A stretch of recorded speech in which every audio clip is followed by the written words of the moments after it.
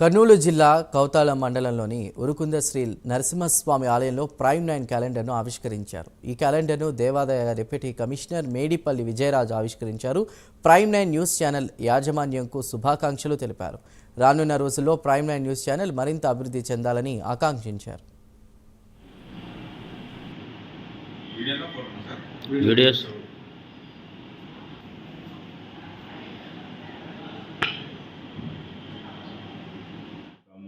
లక్ష్మీనరసింహ దేవస్థానం నందు prime 9 news channel వారు వార్షిక క్యాలెండర్ని స్వామివారి సన్నిధిలో ఆవిష్కరించడానికి ఇచ్చారు.